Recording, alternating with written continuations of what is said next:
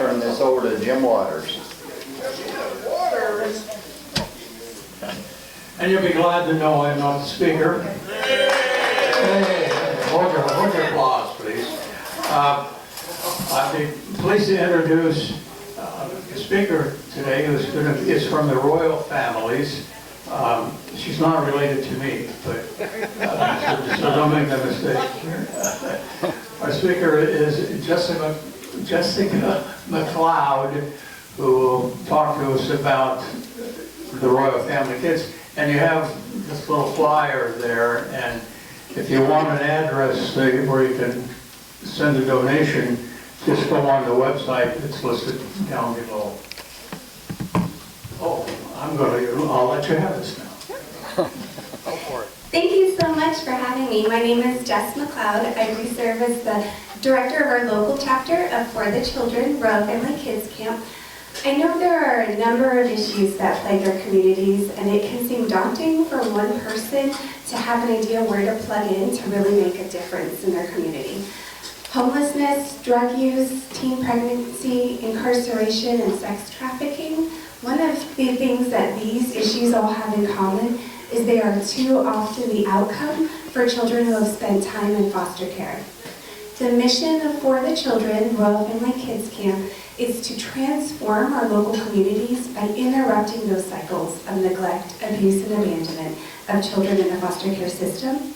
Our primary program is a week-long sleepaway summer camp, specially formatted for children who have spent time in foster care. And I've got a video here where you guys, I think it's better than anything I could say. We had some campers that have graduated from our program and been adopted, and so we interviewed their adoptive moms and the kiddos. So we'll see if I can make sure the sound comes through. My name is Jean Marie Moore. I have two foster children that are currently foster, and you will be working on getting into adoption status. Oh, this is really hard. We have 11. The oldest is 38 this year, and the youngest just turned 10. We weren't able to have our own children, and we tried every avenue we knew of. And fostering for me, originally because of the fact that I teach and am in foster. I have a lot of foster kids in my own classroom. We always knew we'd be foster parents. My husband's adopted, and we just always knew. But we started with 7 biological children, and as we were raising them, it was not really the right time until we wanted to get them to a certain age. And our last biological child got to be about 5. We decided to go ahead and just do it for a short time. I heard about Royal Family Kids Camp actually from Kylie, and she was raving about it. She had all the gear, of course, and swag, and she would show it off and talk about it. First, we heard about Royal Family Kids Camp when we were fostering. We had some little ones, and we had heard of a good way, because they have siblings, and we heard it was a really good way for them to reconnect with their siblings, which is really tough quite often in foster parenting, just because of the distances and other families' busy commitments, but I feel like it's really important because that's the only connection some of these children have had their whole lives, and so important for them. So when I heard that, I thought it was a fantastic idea. We need to be involved. At the beginning, I felt like, I'm going to be pretty scared because I don't know anybody besides my girl. The things that I liked at camp were riding bikes on a trail. First coming into camp when everyone was applauding. That was first scary, but then it was actually pretty fun. I liked the bike riding. Getting ready for the party. The bouncy house, I think I really liked that. And going arrows. That all the counselors were so nice and so respectful to the kids. I know my husband was completely freaked out about sending the children away for a whole week. But I was impressed by how well organized it was, and there was not, the actual physical camp going and checking was smooth, and people knew what was going on. And the kindness and the love behind it, because I think it was, yes, we can go, no, we can't go, and lots of, and the flexibility and the love and the real pure love behind it. I would say the best part of Royal Family Kids Camp for Kylie would be the connection. She is very connected to the different, all the different characters, and she still talks very much about each character and the purpose that they had there and the names and I just, she values the connection, the relationships for any kid are the most important thing you can possibly do. I love my friends at camp that I made. I loved everybody. They were really nice. It's something that they consistently talk about still. I knew they would the minute I came home and they would not. Well, they never stopped talking, let's face it. But I knew it would be a topic of discussion for a while. But it has been consistently through this year and even now it's, oh, and remember at Kid Camp we did such and such, remember at Kid Camp we did such and such. And we sent 2 of the kiddos who aren't actual siblings in our home.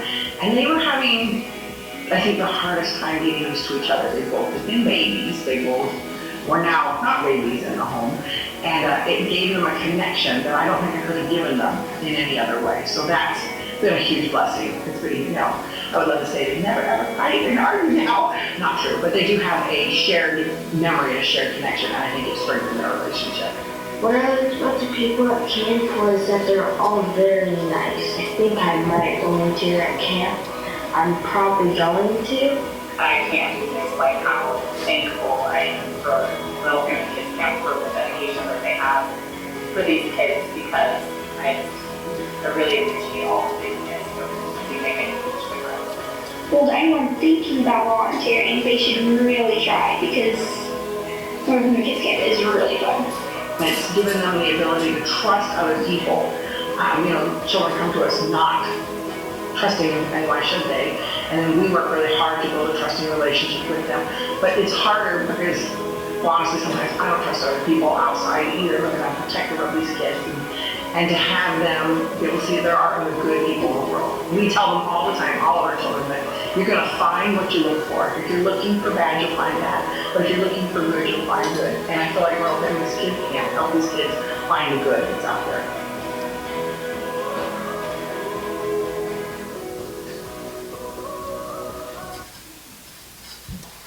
I could just be done now, but I do have a couple more details to share, but I think that they just tell the story so much better than I could. We are a 100% volunteer-run, donation-based, faith-based nonprofit organization. All of our programs are free for our campers to attend and for volunteers to serve at. The reasons that children end up in foster care can vary widely, but all have experienced some form of neglect, abandonment, or physical, sexual, or emotional abuse. These are kids that then have to go live with strangers after these experiences. Some foster families are amazing, and some homes aren't as loving. Some of our kids have been bounced around 14 different homes within 12 months. Dr. Becca C. Johnson, PhD, has stated, quote, the overall effectiveness of Royal Family Kids Camp, as far as I've experienced, is that 1 week at camp can be as effective as a year of counseling sessions. Royal Family Kids programs foster resilience, self-esteem, hope, and positive memories. Our curriculum and activities are all rooted in a therapeutic modality of trust-based relational intervention. It's a behavior systemic approach to healing trauma developed at the Care and Purpose Institute of Child Development at Texas Christian University. And we're very intentional in how we train our volunteers and the way we interact with these children who have been abused. The national studies, if you got one of our flyers, show some statistics that are really disheartening. 50% of children that have spent time in foster care will find themselves in jail within 2 years of aging out. Half of the girls in foster care will find themselves pregnant by the age of 19, and they don't have supportive, loving families to fall back on usually for support. 3/4 of prison inmates were once in foster care, but 80% of the inmates that are sitting on death row spent time in the foster care system. And the foster care to sex trafficking pipeline is too real. I often picture one of those, to me, stereotypical, big burly guys sitting on death row, but then I picture him as a 7-year-old. And I think, what if someone had taken the time to invest in his life at that age? To show him the love of Jesus, introduce him to his Heavenly Father, just been a caring role model, a positive adult, a mentor to them at that age. They might not have had anyone in their biological families or in their lives to help them navigate difficult decisions, to be able to get out of those cycles that they've found themselves in. How different could their life have been just by that slight change at 7 years old between the path that he was set on and where he could have ended up? And then if that affects 80% of our death row inmates, how different could our communities be and those that they affected on their way to prison and death row? There are some people that can go away on mission trips to foreign countries. We look at Royal Family Kids as our mission trip to our local communities of children who are often forgotten about. And we're called Royal because we do get to introduce our kids to their Heavenly Father who's a king, which means they're princes and princesses. Despite how they've been treated in their lives, we roll out the red carpet at camp to give them the royal treatment as much as we can. 1 week may not seem like it could make a difference, but the founder of Royal Family Kids often says it takes a moment for abuse to affect the child for the rest of their lives, and we have a million moments at camp to make a positive impact. And the next time you want to go away for a week of vacation, ask yourself, would 1 week really make a difference? Because it can be so restorative to those of us that aren't living such difficult lives. We have a lot of firsts at camp. Some kiddos have never been taught how to ride a bike. Some have never gone camping or been out of town even. Some have never had a birthday party. And so we have one day at camp that's everyone's birthday. We wake up saying, happy birthday, Grandma Sue, happy birthday, Uncle Reed, but only our kids get presents, though. And that's the day they have a pizza birthday party with birthday presents, a brand new backpack with school supplies. We have a carnival with a dunk tank and bounce house. And Uncle Brett was helping put the kids to bed one night in one of the cabins, and one of the campers said, I know that God is real because my dream came true today. And I thought it was the hullabaloo of the birthday, right? But Uncle Brett asked, what was your dream? And he said, to have my own brand new backpack. So I love how during the week of camp, with all our different moments, each kid gets that message somewhere in one of the things. It could be a small thing. Another camper was asked, what was your favorite part of camp? And he said, just having someone to talk to and listen to me. So it doesn't have to be the huge big things, it often is the small things, but each one is able to get the message by the end of the week that they're important and they're loved and they are worthy. We have a lot of kids at camp on different days. Today was the best day of my life, and that's really amazing to hear. It's also heartbreaking to think about them going back home to 51 other weeks of the year that are really hard to navigate for them.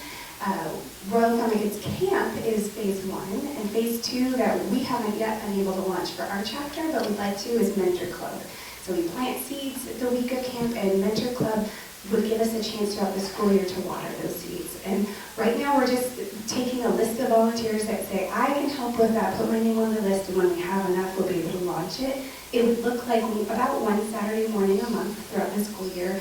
We get together for like 3 hours, and our kiddos it's like a reunion, but it's kind of a cross between Big Brothers, Big Sisters, and like a Sunday school kind of youth group activity. So there'd be icebreakers and music and arts and crafts and a lesson and games and activities and just that chance to really navigate life with them all year long, to have a consistent adult in their life. Other chapters that have been able to start Mentor Club, those relationships that those kids have are sometimes the longest lasting that they have of anyone in their life. Their foster homes change, social workers change, teachers change, but to have this positive role model that's there for them consistently, and even if it can't be the same one adult, but a group of people that step forward and say, we're here for you all year long, from all the years they're part of Mentor Club.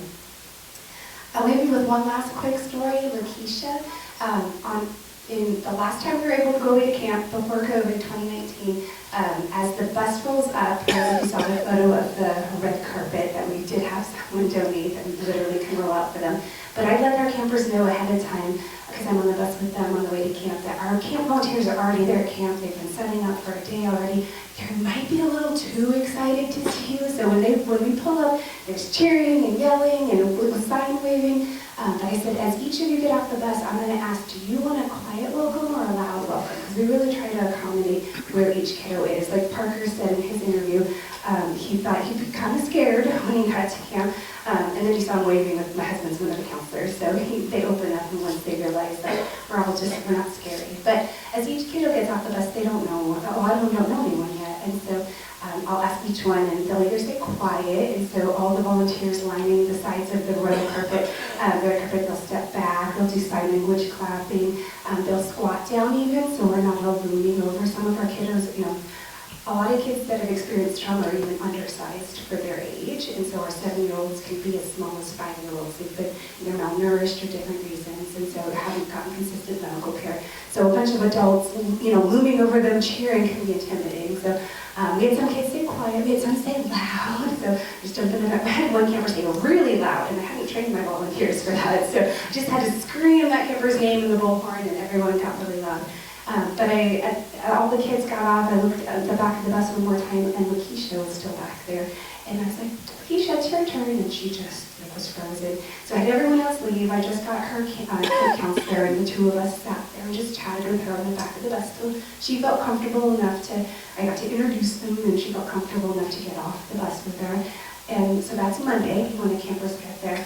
And by Thursday night, it was just amazing to watch Lakeisha. She had such a sweet, shy smile, but it came out so often at camp. And just got to experience just love and trust that week. And like Parker and Piper's mom mentioned, that there are adults in the world that you can trust.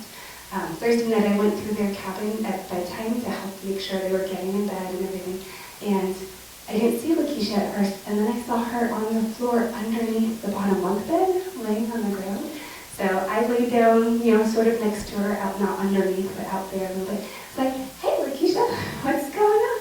She goes, I'm just staying here. And I'm like, until when, sweetie? You don't want to get in your mattress, on your mattress for bed?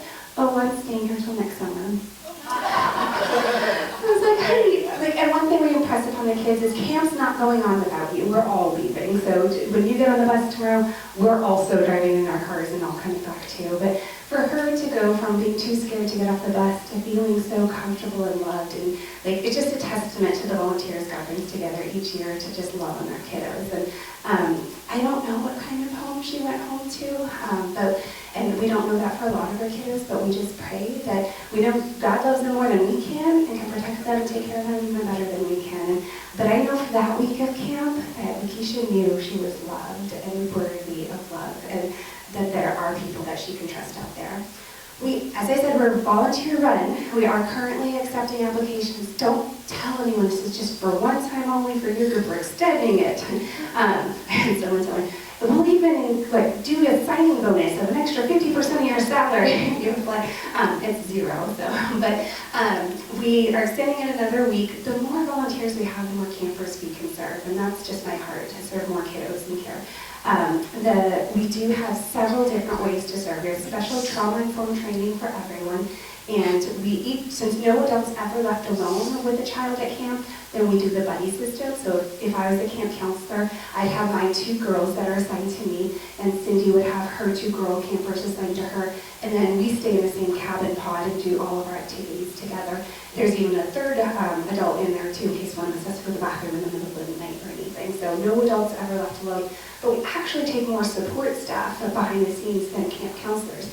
And those are the ones that help run everything. They're the ones in the drama skit. They're helping at Princess Parlor, Beauty Parlor, hair, nails. They help at archery, bike barn. Some of our kids just love to ride bikes all week long. We have a costume area. Some of our girls go around dressed up like Elsa all week, and some are Iron Man all week. And we have arts and crafts. As I mentioned, archery and wood shop.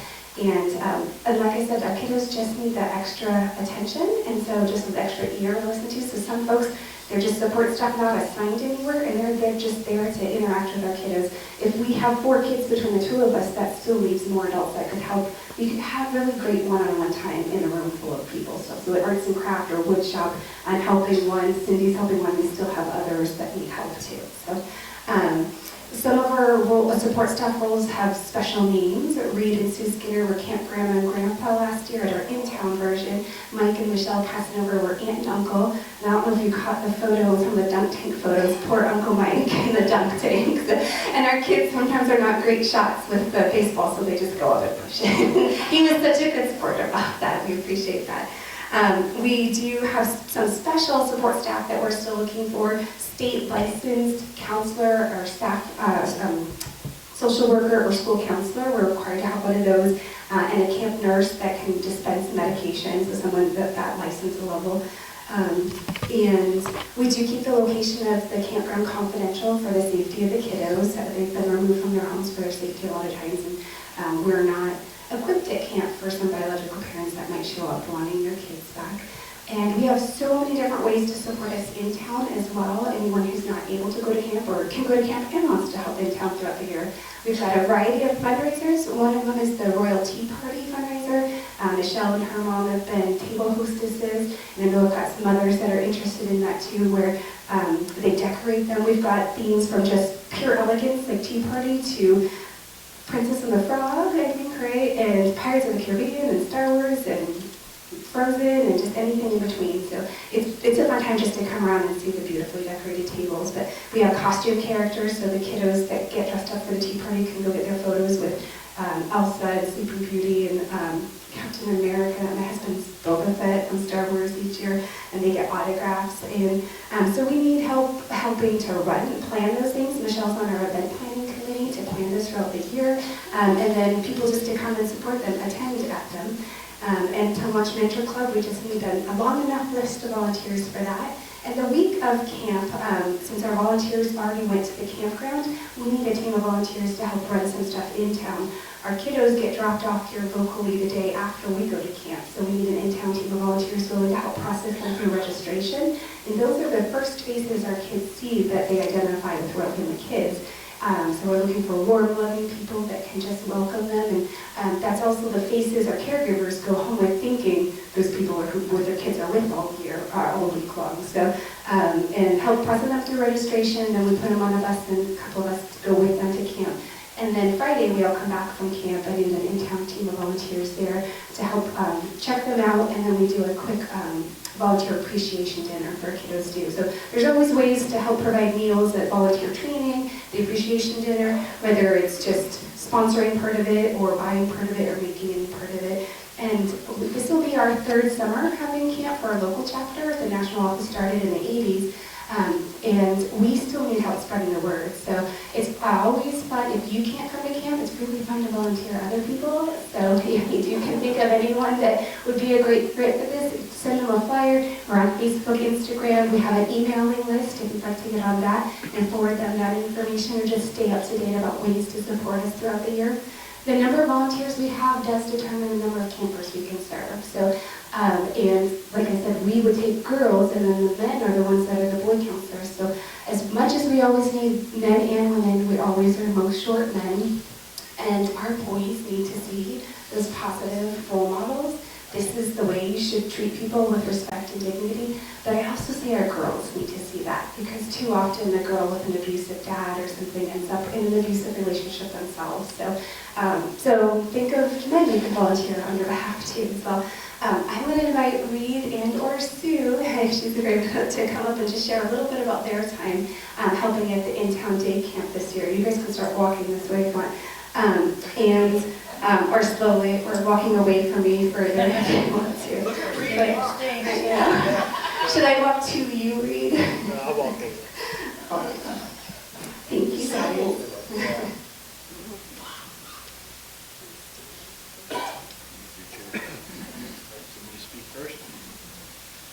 Actually, Michelle and Sue do the most significant amount of contribution to the Royal Family kids, but there's two things that I think I want to make a point of. The first thing that caught my attention was the people that are incarcerated currently. It's like 74, 75% of those people were foster kids themselves. That kind of statistic sort of tells you right away we've got some issues that we need to address. And the second part that I tied that in with is just this 1 week of camp will influence these kids so significantly, telling them that there is another life out there.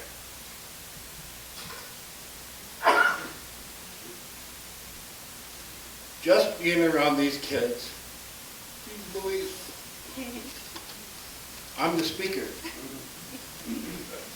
Anyhow, I can't convey enough the importance of it. It's a legitimate event. Michelle and Sue have been involved in this Royal Tea Party for several years, and the kids appreciate you, they love you, and you can influence them by any kind of contribution, even the littlest of contributions. Doesn't have to be money, just a little bit of time, just touching these kids a little bit can influence their lives forever. Good luck. I didn't really want to talk because I do get very emotional about it. But when Reed and I were asked to do this, I was like, really, I don't know about this. And so we took the classes, and when I took the classes, I was kind of set back, like I'm not sure we're going to be able to do this, kind of a little bit nervous, scary for me. But when I got to that camp, I can't tell you that I never saw so many unspoiled children, so appreciative of everything that you did, just the time that I spent with, and we only got to do the one day, how they just, you know, appreciated me just curling their hair, putting a little makeup on a little girl. And I just took these things for granted, you know, doing these things with my children wasn't like a real big deal sometimes here and there. You just get to do it all the time. And I just wanted to point out that they really are just looking for someone to play, to have fun. And I know I can provide that. And I know that a lot of us here can. And I think my reward was much bigger than what I gave to them. So that's all I have to say.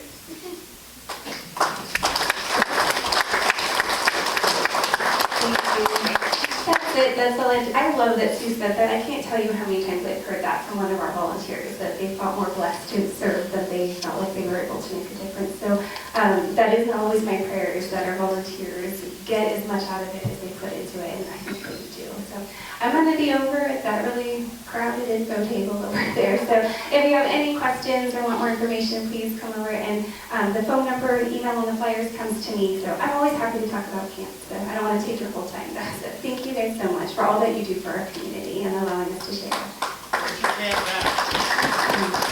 Yes, we're camp back. We do keep the location confidential for the safety of our kids. So thank you guys. Anybody else? Thank you. Anybody else got any questions? Okay. President Tom, fellow Lions and guests, I was informed earlier that I couldn't make an announcement, so with my happy dollar, here's my announcement.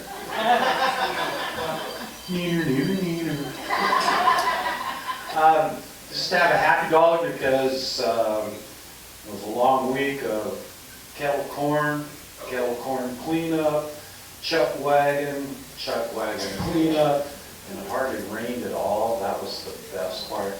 And I'm telling you, the people at the lake, when we started throwing out hamburgers, I mean, it got crazy. It was fun to watch. So next year will be even gooder. Yeah, I taught English. Your time's up. It'll be even more betterer. Come on, Skip, you know it's more betterer. Yeah. President Tom, fellow Lions and guests. Well, guess where we're going in 8 days? I've got a big hint for you. If you can see them, I've got my cowboy boots, or cowgirl boots on. So we're super excited about that. Keith and Cheryl have got us lined up for a training ride with wine in Hill Country. It's like 2 or 3 hours. We're going to a steakhouse that doesn't take reservations, but Keith says has the best steak ever.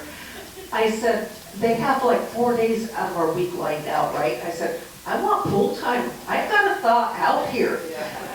And I don't know what else.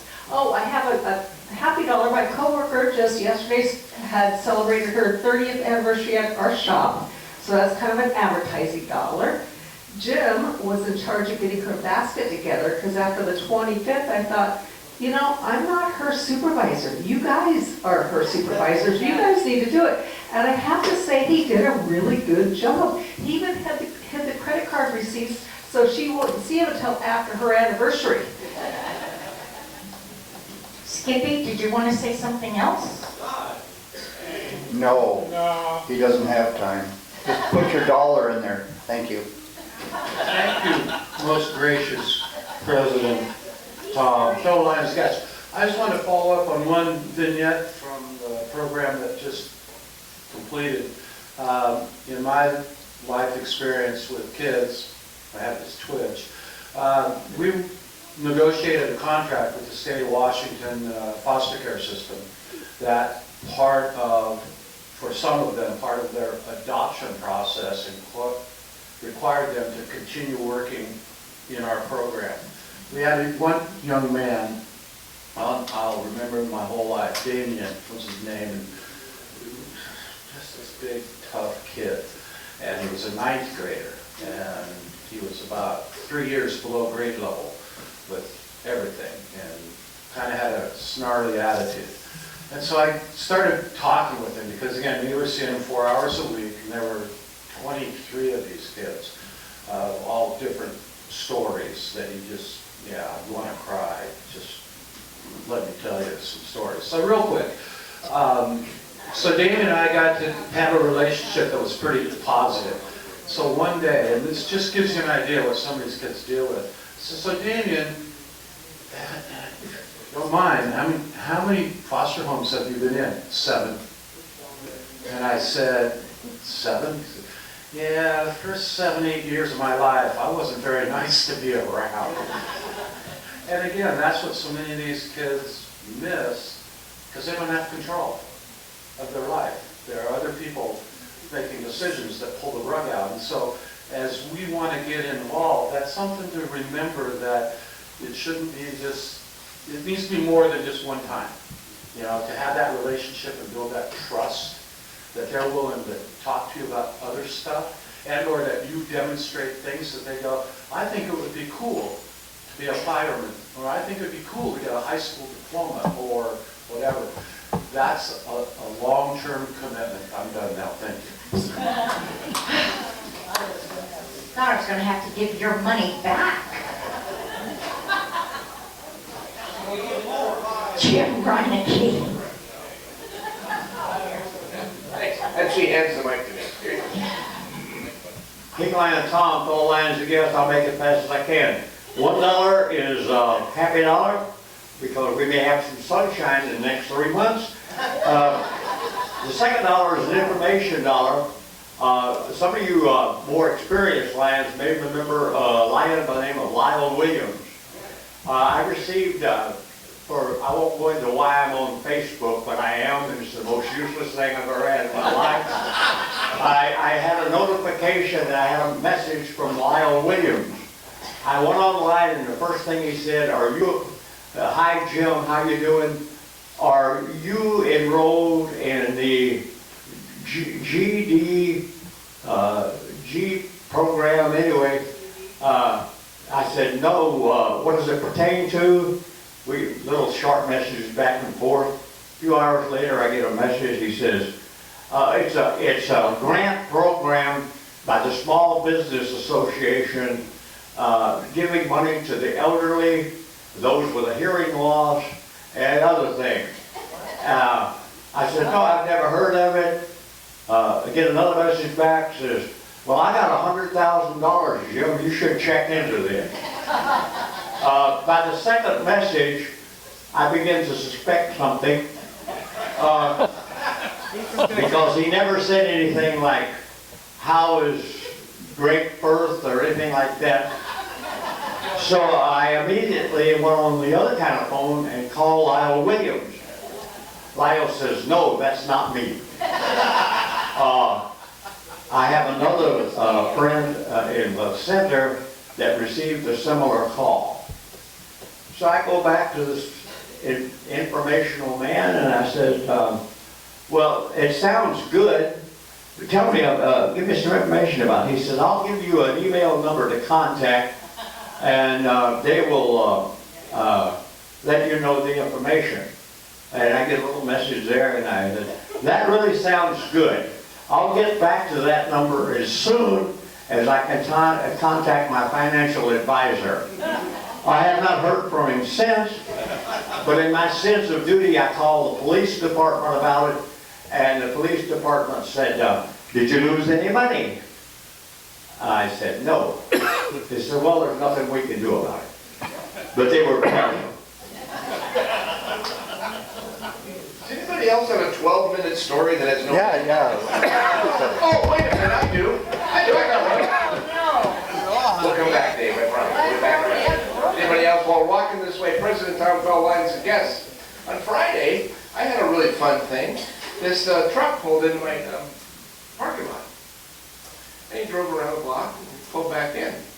And he dumped a 500-pound wet Tempur-Pedic mattress, 2 box springs, and enough clothes to, well, let's just put it this way, sop up a lot of oil and grease.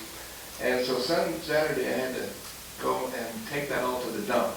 Do you know that going to the dump on a Saturday is an hour waiting in line? It's 3 minutes actually emptying your truck, and it's an hour to get back out. So, in case anybody wants to go next Saturday, I'm busy. I'm not going to the dump on Saturdays ever again. So that's my happy bunch. Oh, when I talked to the police about it, guess what they said? They said, yeah, we really can't do anything about that. Hi, Rick. Hello? King Lion Tom. This is kind of like you got a buck, so I'm going to give you 50 cents worth, and then I'm going to follow it up with another 50 cents worth.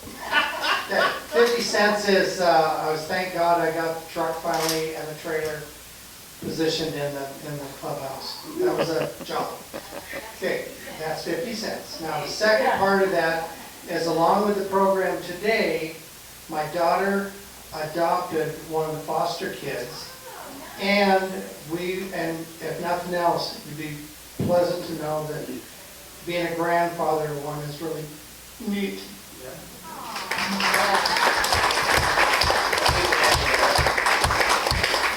That's the gift that keeps giving. Sandy Cat, you look like $1 million. You're awesome. Anything else over here? Oh, let's go.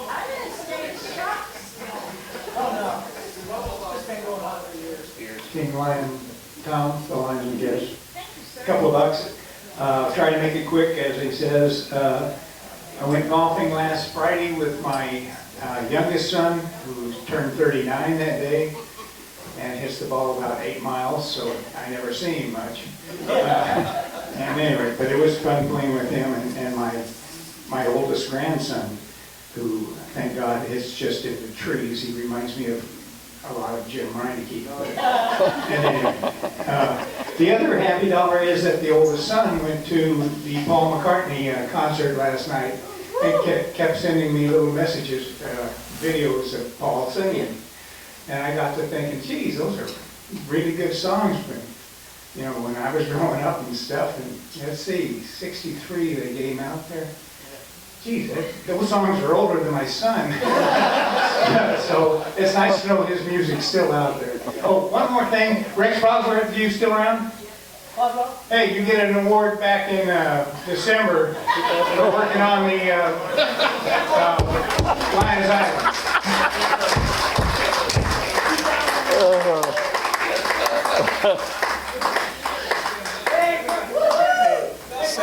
Nicely played, Terry. Nicely played. And your son paid more for that ticket to go to see Paul McCartney than you did for your first 2 cars. Yeah, Steve Johnson. Hey Rex, then you'll President Tom, fellow Lions and Guests, this is just a happy buck for a great program today. Well, hey Rex, next week you'll get 100% attendance. Your brother. Lions. No, he's as short as he's going to go. Yeah. Hey, President Tom, fellow Lions and Guests. I got to tell you, Jessica, you brought back memories. A few of us were in the Longview JCs, and we had a program called Junior Buddies. I don't know if you've heard of that. We had a young man that would come to our house on Friday, wetting his bed. My wife would work with him all weekend, and he would leave not wetting his bed. A month later, he came back. It's the same thing all over again. So it's you're on a mission from God, very clearly. That's the first happy dollar. The second happy dollar is, you probably wonder why I haven't been at Kettle Corn. I am still, still chopping wood, and anybody who's got a chainsaw that wants to come help. We've got maybe 3 of the 8 trees partially cut. My legs hurt. So do my ears. Anybody got any trained beavers? We can send them up there, huh? We can do that. Let's just go, let's go right to Dave. President Tom, you got it. We just have Dave and we're done. Okay. All right, I have 5 happy bucks. I gave, I'm glad Hal's not there because as much as he eats while he's at kettle corn, our sales go down and we're trying to get him up.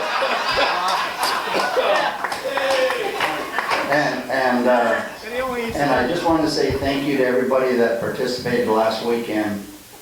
Greg was there at the lake Saturday from 8 till 4 o'clock. And he never, I don't think he took but one break. So it's you know, it was just a good weekend. We did very good that last weekend at the lake.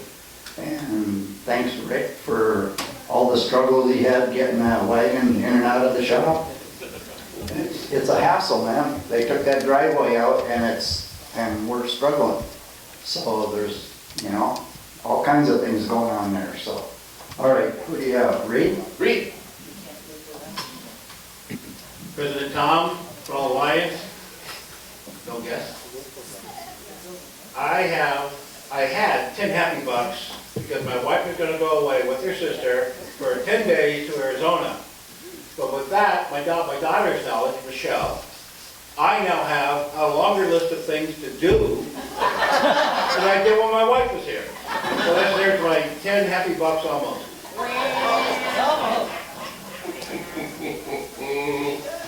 Is there a man in this room that doesn't understand that comment? Man. I gotta tell you, I'm not even married and I got a honey-do list longer than all the legs in this room. Here we go, Lion Dave. Short time. Because we gotta make some fun of some people after we're done with you. Here's that, 2 happy bucks. President Tom, all Lions, and Jess, and whoever may be here. It's for everyone. My song is, my desire to be like Jesus, His Spirit fills me with, His Spirit fills me with, I can't even joy. With joy, and happiness today. Keep it up, Dave. I'll start singing. All right, I'll go ahead and sing another song. Happiness is know the Savior, live their life in His favor. Happiness is the Lord, real joy is mine, where teardrops should fall. I found the secret, it's Jesus in my heart. Happiness is know the Savior, live their life in His favor. Happiness is the Lord. And I wanted to thank Dwayne and all of you for the nice knowledge on the work that I received last week. And also for all of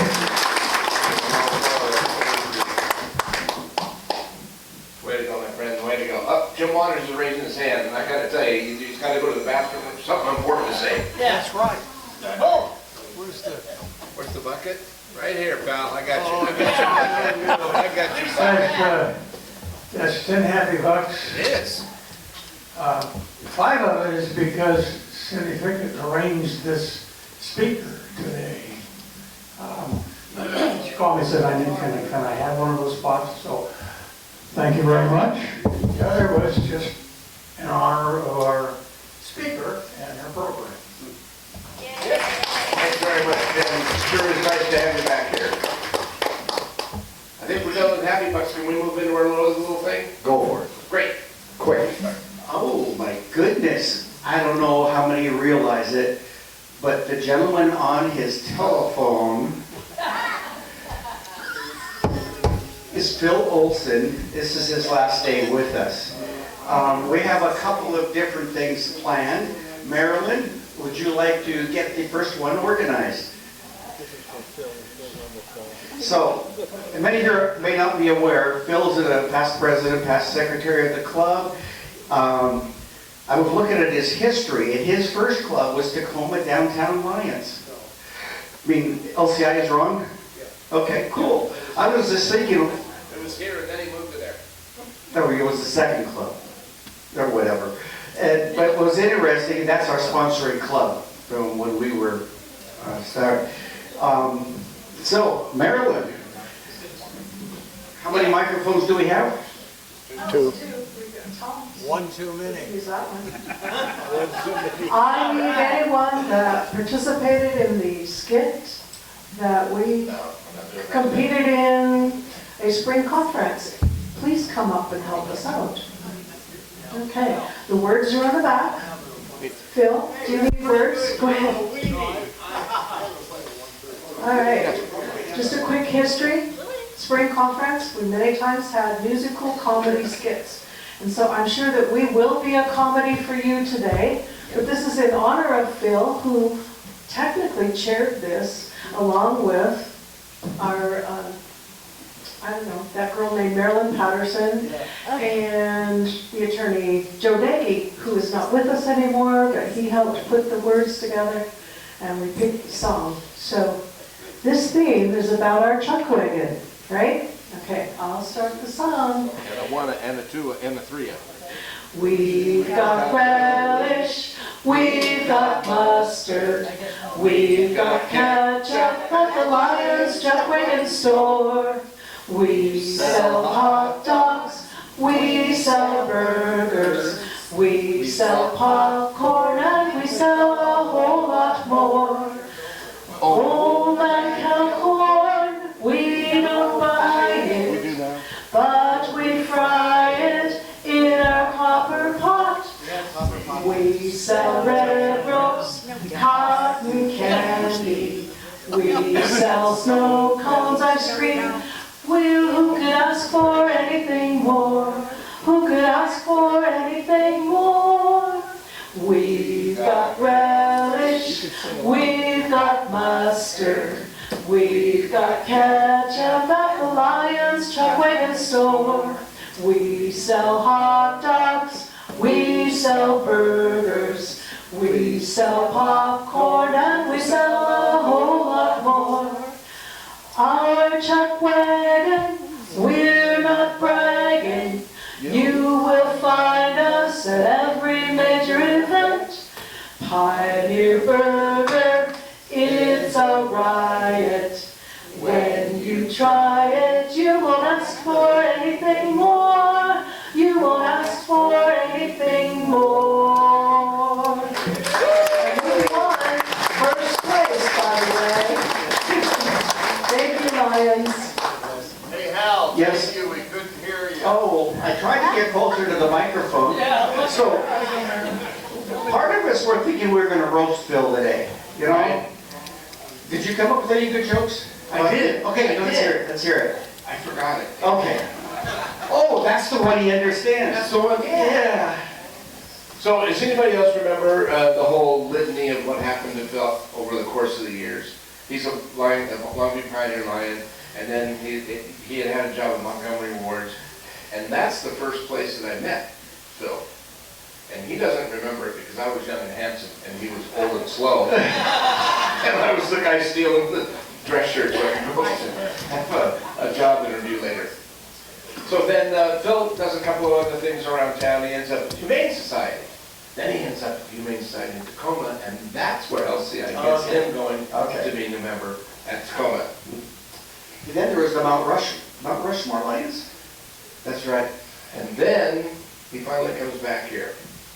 And here's the thing about Lion Phil.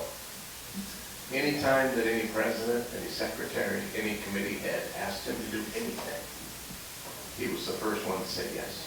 Yes. Okay? I'm not sure if it's because he really needed more friends.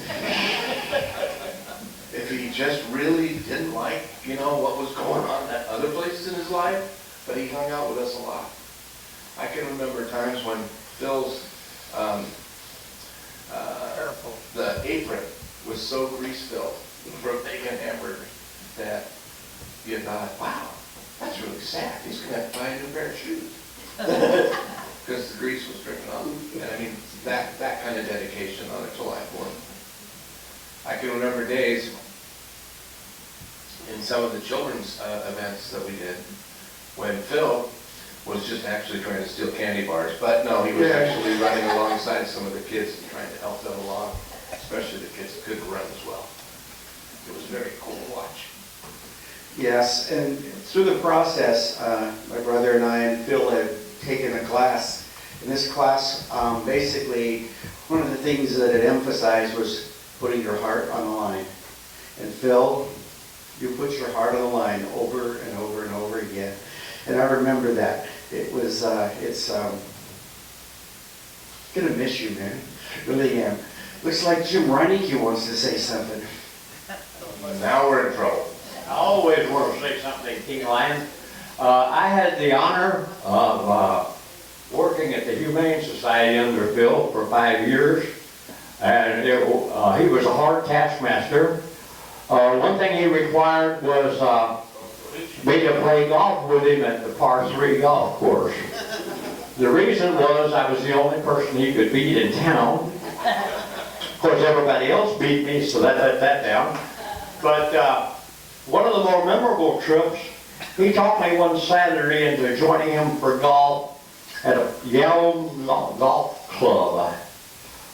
I met him at 8 o'clock in the morning, and we cruised up to the Yellow exit and went in.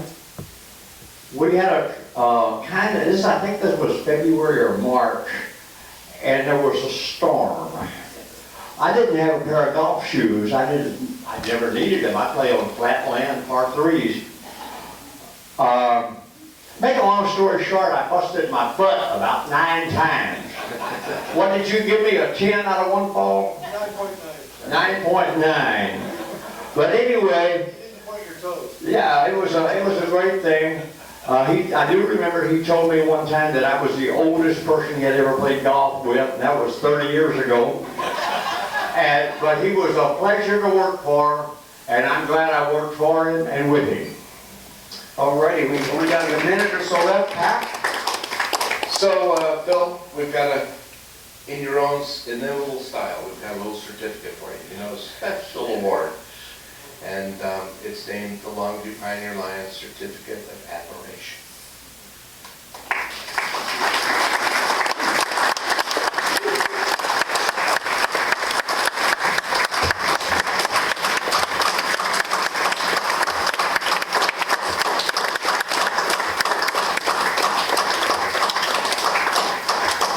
I hope you know that this is as much for you as it is for me, because I can tell you that I've taken much more than I've ever given in this group. And I will miss every one of you. I wasn't going to cry. This is tough. Anyway, years ago I overheard a conversation between 2 lions, and one of them was mentioning that she thought that the Melvin Jones Fellowship meant less if it was a personal donation rather than being honored by the club. And I've thought about that so many times over the years, because I'm pretty sure that the people who are on top of their roofs hoping for a vote aren't going to turn it away if it wasn't funded by a club donation. But anyway, I want you to know that you all are Melvin Jones Fellows, because I have a fellowship donation in honor of every member of the club. Thank you, thank you.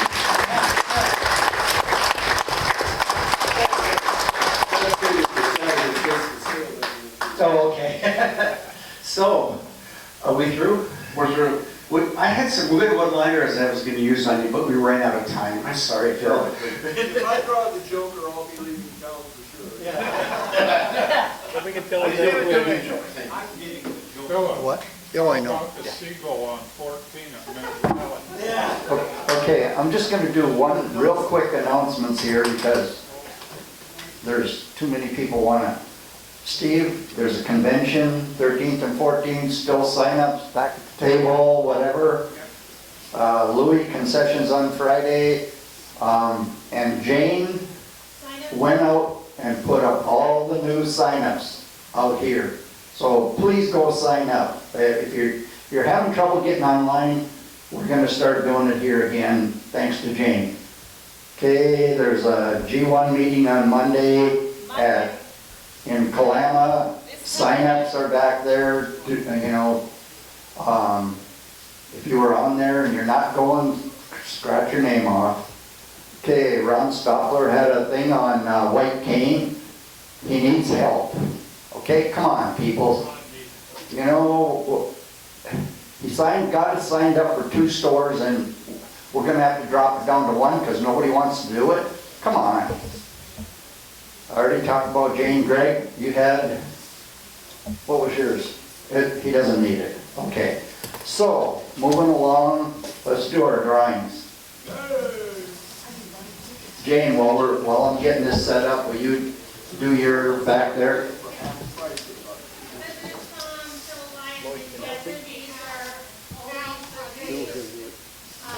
Tom gets first pick and Ken gets what's left over.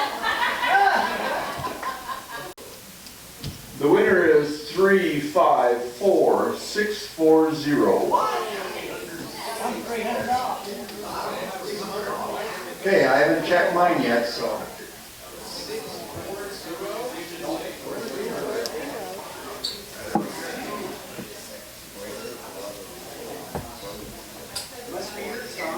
Nobody's jumping up and down. I don't know. We'll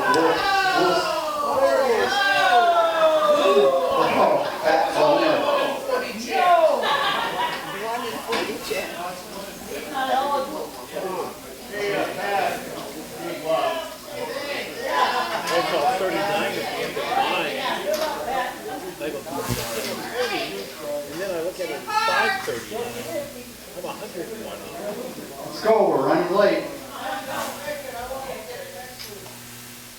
Yeah.